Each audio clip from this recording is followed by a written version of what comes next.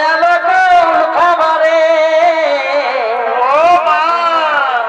শ্বশুর ঘরে ঘরে এখন মায়ালো কোন খাবারে